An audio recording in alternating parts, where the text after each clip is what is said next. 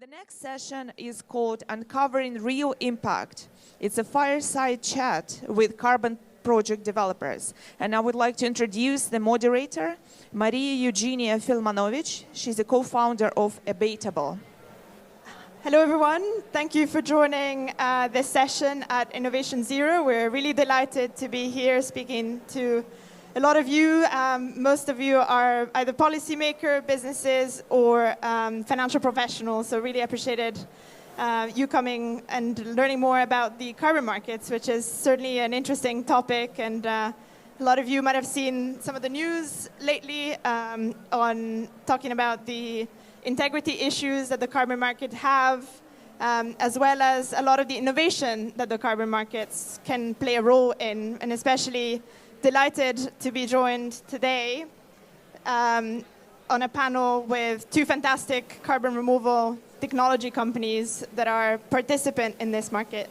My name is Maria. I'm the co-founder of Abatable. We are a carbon procurement and market intelligence platform helping corporates, predominantly and financial institutions navigate the complexity of the voluntary carbon market.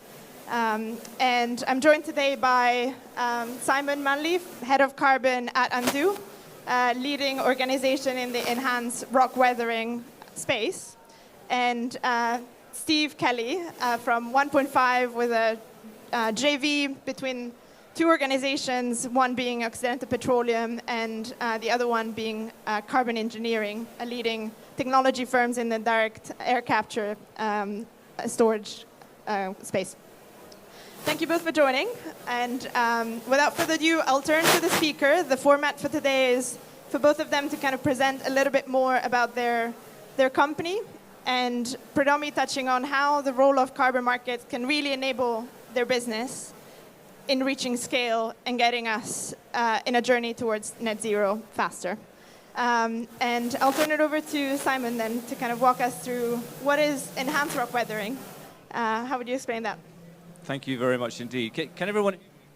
Huge amount of background noise.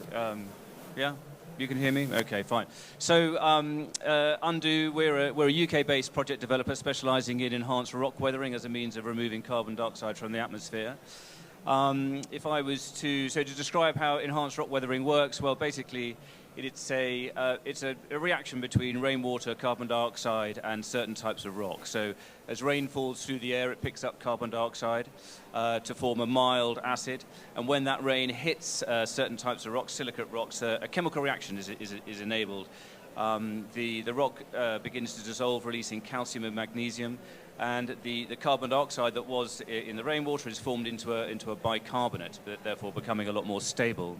Now, that bicarbonate stays in that rainwater, which then eventually becomes soil water, becomes river water, and then eventually ends up in the oceans. And when it gets to the oceans, it is deposited in a solid form, in the form of calcium carbonate, so in forms of shells and rocks, etc. And as such, the carbon dioxide that started its life in the atmosphere is now locked away in solid form in the oceans for hundreds of thousands of years, what we describe as geological sort of time frames. So that's how the process works. Do you want me to talk a little bit about challenges of scaling up the business? How you use the role of voluntary carbon markets to enable your business. Why do you engage with businesses in having carbon credits be part of your business model? Okay, so we have basically over the last couple of years been putting in place the building blocks to become a carbon removal credit project developer.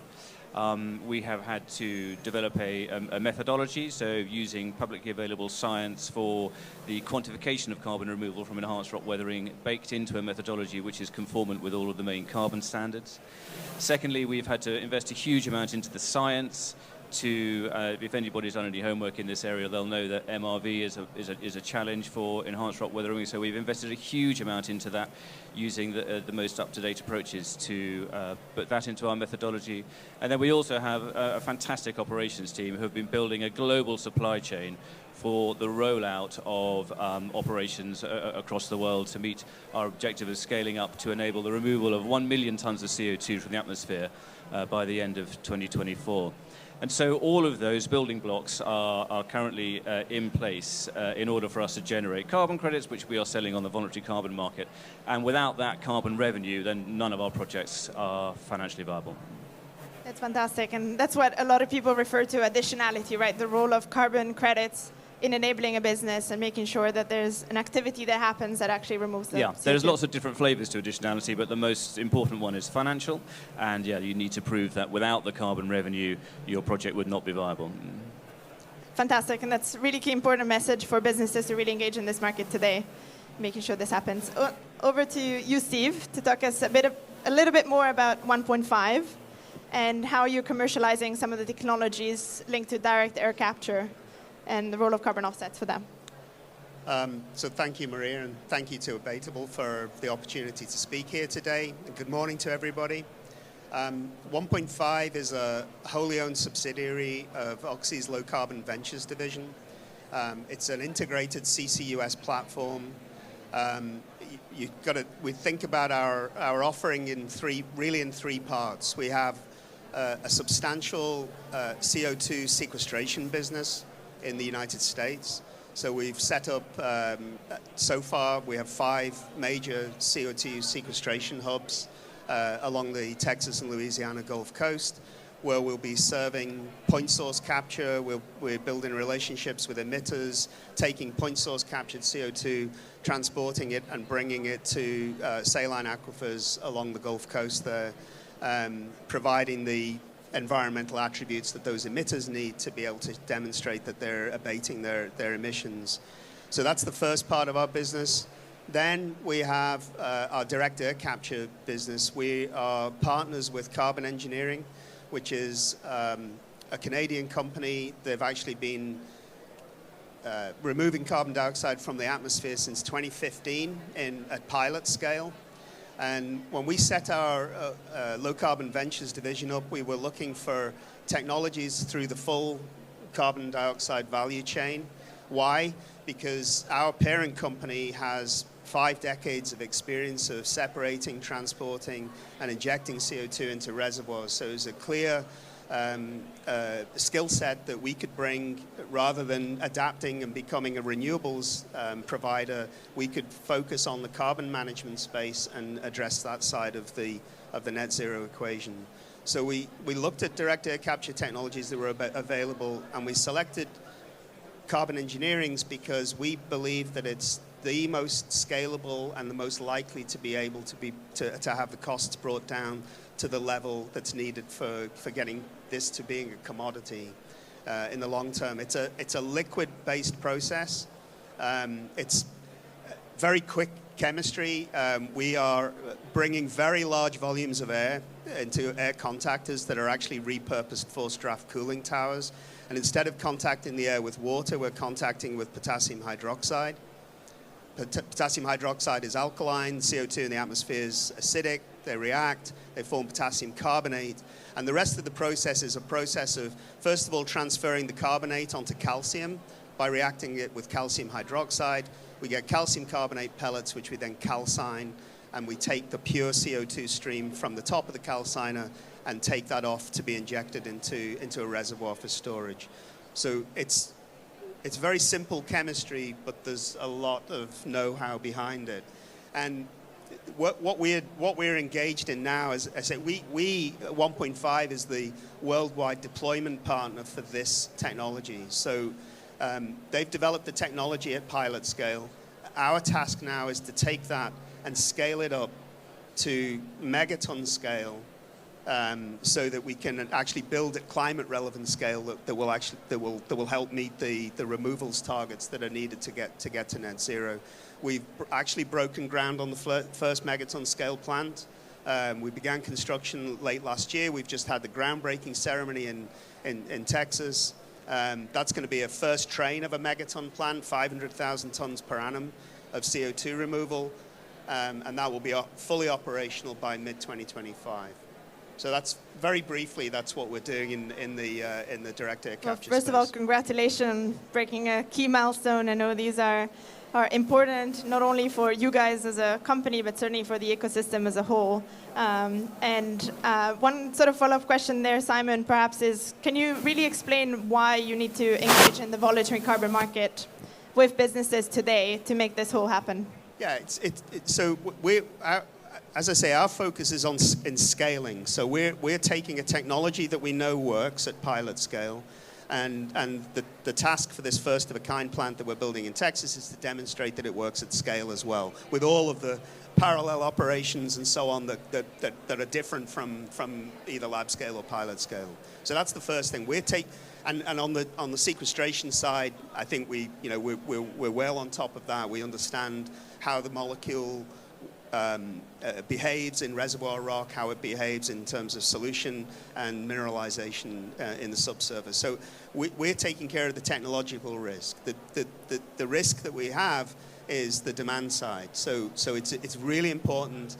There are government subsidies available in the US at the moment that gives us access to tax credits for stored CO2 from direct air capture.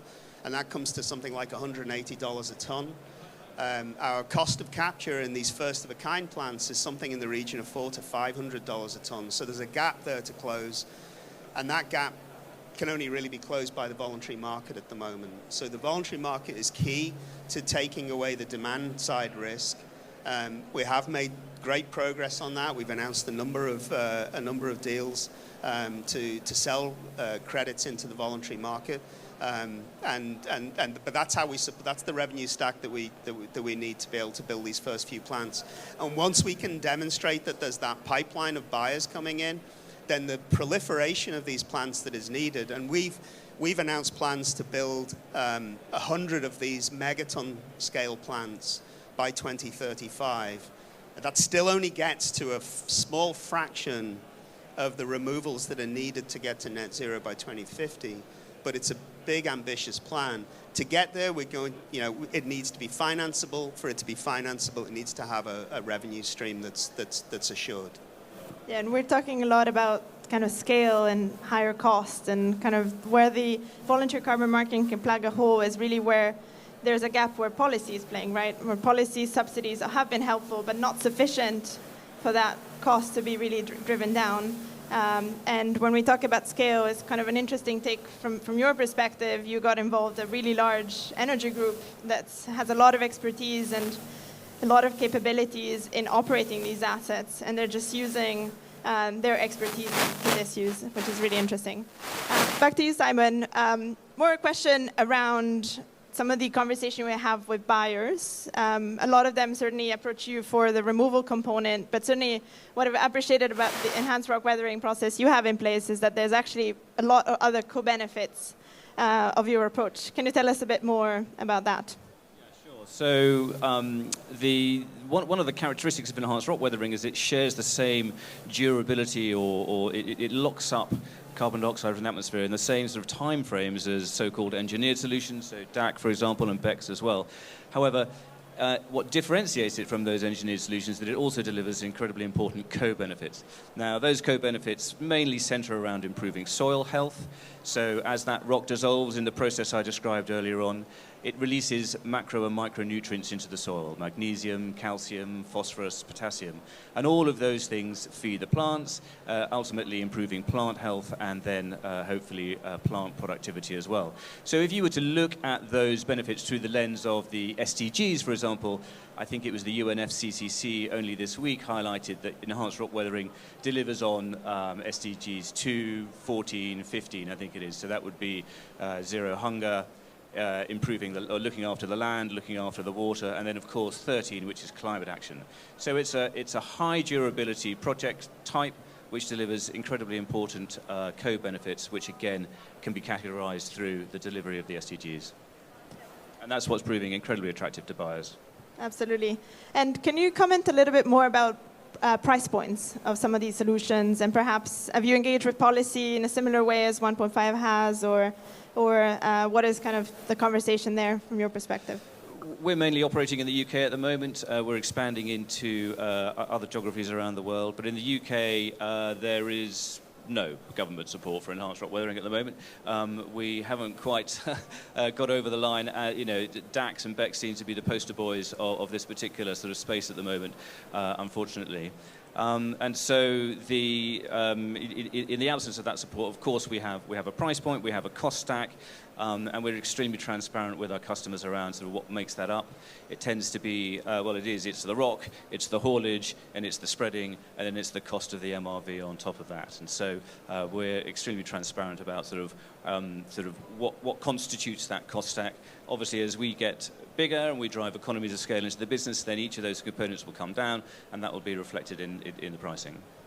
Reminds a lot of what happened with kind of renewable energy, right? And sort of if you think about development cycles of these solutions, you really need to drive scale to really bring the cost down, and policy can help along the way, but certainly you need a lot of strategic partners that kind of help and support your business. Can you comment a little bit more about some of the strategic partners you've had so far, whether it's from the corporate purchase perspective or more from the yeah, sure. So, input? I mean, within our supply chain, we have strategic partners in as much as we have partnerships with quarries to source the rock, and we have partnerships with landowners where that rock is being applied. And that's, as I referred to earlier on, in terms of that's the task of our operations team to build that global supply chain for project scale up. In terms of strategic partners, again, I mean, we don't really, we talk to government, but again, there's not a lot of government support for this particular project type at the moment. So it tends to be within the enterprise sector, and the organizations that we're getting traction with are those of early adopters within the carbon removal space. Last week we announced a big deal with Microsoft, for example. We've sold to Stripe. We're hunting down Frontier. And so all of those organizations they have funds in place to support the scale up and the roll up of this type of technology. And they're all responding very, very well to the progress that we've made and the proposition that we're bringing to them. It's fantastic to see. And great, there are some early adopters. We need them. Probably more here in the room for sure. Steve, back to you quickly on a question on direct air capture. I think a lot of people kind of can visualize it. It's air that's taken from the air and kind of injected in sort of geological storage. Curious if there's anything that you can comment on how secure this process is. Certainly, it's come in the news that it might not be as safe as what people think. So just in terms of some of the controversies related to this, can you demystify it for us? I'm not sure I'm going to be able to demystify it, but I think that I understand the sort of the concern, the skepticism, but the concept is really quite simple. I think that the trust building that's required is around how we manage the verification of what we're doing and being completely transparent throughout the full cycle. So, as I said at the beginning, we've got 5 decades of experience of injecting CO2 into reservoir rock. So we've got a very deep understanding as a business on the CO2 behavior in reservoir rock. So when it gets injected into a reservoir, you can very confidently predict where the CO2 is going to get trapped. It's going to be stratigraphically trapped with cap rock. It's going to be residually trapped where it gets itself into the pore space that previously there may have been a water molecule or an oil or a gas molecule in a depleted reservoir. It's going to be trapped in solution. It's going to dissolve in the saline aquifer. And then over years, it will mineralize and form the same kind of rocks that are being formed on the surface as well. So it's a predictable process. Then we drill observation wells in the same reservoir. We drill observations in the sealing layer of rock, so that we can continue to observe over decades as to whether or not there is any leakage. You may have heard of enhanced oil recovery, which is part of the controversy, as I understand it. But what that's given us is a lot of experience over the years of understanding. In fact, CO2 being trapped down there, to the business of EOR is a bit of a problem, because it's an expensive commodity, and you're trying to recycle it, and if it stays trapped down there, then that you can't then re-inject it. So we actually know very confidently, based on material balances over decades, of how much of the CO2 and how it gets trapped in the reservoir rock. And then there's concerns around leakage through existing penetrations, existing well bores, and so on. So again, we encourage, and we really encourage the, authorities to be clear about what is required from an MRV standpoint to ensure that we're measuring all of those points as well, all of those data points. To ensure there's no leakage through existing penetrations as well. Yeah, and it seems like a lot of regulatory oversight, especially in the US for a long time, with companies like Occidental. Which we completely, in fact, I think we encourage, maybe above and beyond the sort of initial, trying to negotiate a sort of minimum due. We think it's really important to build trust with the public, and it's really important to build trust with the buyers, because that's what we believe we're bringing here is a highly durable, permanent storage solution that people can rely on and will be willing to pay for the credits that are associated with that. Fantastic. I know we're coming up on time. One last question from me. If you have an ask for this audience, which predominantly businesses and policymakers, what would it be for you, Simon? You can go first. I'll go first. It's so for audience among you, think about your businesses. Get removals into your portfolio. We cannot wait until 2045 to drop the removals piece of the net zero equation into play. We have to be building the technology now so that we can bring the costs down. So be part of that. Put a percentage of your net zero targets as removals. Build intermediate targets, 2030, 2040 for having removals. It doesn't need to be everything, just a percentage of what your targets is, and build that up over time. And for policymakers, yes, there's been, there are hints of support. There's mention of DAC here in the UK and in Europe, but it needs to accelerate. It's falling behind. There are other jurisdictions in the world that are moving forward much more quickly and are going to swallow up all of the investment. So if the UK and Europe want to be part of this solution, at least in terms of building the plants, then they need to get moving on the, the integration of removals into the ETS and contracts for difference for purchase and credits as well. So I would echo what Steve has said in terms of talking to enterprises about removals. It's not a tomorrow problem, it's a today problem, and if you treat it as a tomorrow problem, you're going to get a nasty shock when you come to the market looking for credits to hit your net zero targets, because there just won't be any there. So get into it now.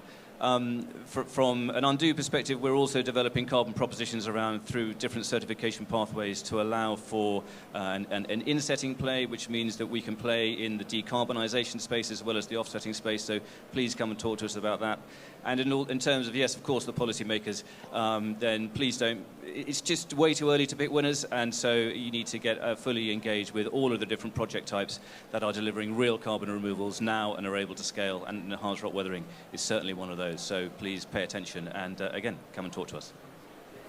Fantastic. Thank you, everyone. Just if I were to summarize it very quickly, I go back to the concept of green premium, right, that some of you might have heard Bill Gates talk about. It's more expensive solutions today that need support in kind of bringing the cost down, and certainly policy can play a role, but the voluntary carbon market and corporate buyers need to step in as well.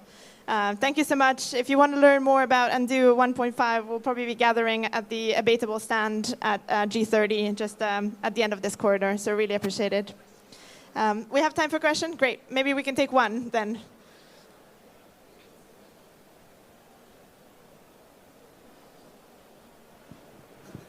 My name's Luke Morell, and I work with early stage technology companies to commercialize their businesses.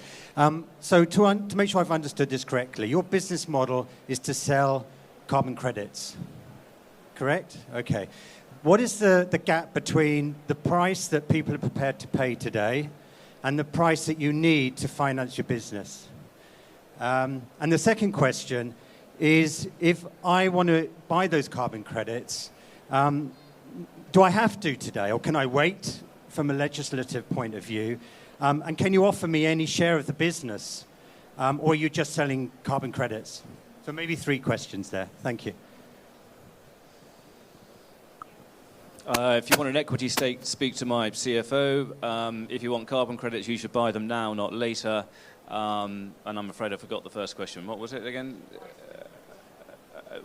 Was the price? Right, okay, so closing that, I mean, that's going to come with economies of scale. I think in this market in particular, pricing is kind of all over the place because it's so early. Project developers are only just getting going, so prices are relatively high, but I think it will eventually settle down as economies of scale come into these businesses. And if we're going to get anywhere near the compliance markets, which I think we truly need to do from a sort of regulatory perspective, then that price point needs to come down to something which is on a level with, let's say, the ETS, so around €100 or $100 per ton. DAX is a long way from that. Enhanced rock weathering is a lot closer. So. Similar answer. We're at, in terms of what people are prepared to pay, we are announcing deals. We've sold 400,000 tons of credits to Airbus. A couple of weeks ago, there was the announcement of the next gen deal where a number of buyers have pooled together to buy credits from from multiple sources, including from 1.5. So the appetite is there for these kind of volumes. I mentioned the sort of the gap where our cost of capture is. We've published it between $400 and $500 per ton. Financing for that or funding for that in the revenue stack comes from $180 per ton as a tax credit for 12 years. So spread that over the life of the plant, and then that gives you the target that we're looking for in these first of a kind plants. We have line of sight. We work closely with the technology team in carbon engineering, and we can see a line of sight to bringing that cost down progressively to around $250 per ton, and then down to around $125 per ton during that deployment process. Because the technology doesn't stand still. You know, there are lots of competing technologies out there. We think this is the engineered removal that's the most scalable at the moment, and we're trying to demonstrate that. But the technology won't stand still. The process simplification steps that are needed to bring that cost down are already being worked, and we think we can see a clear line of sight to $125 a ton.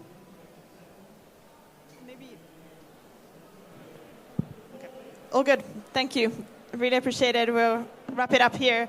But as I said, come and join us at G30.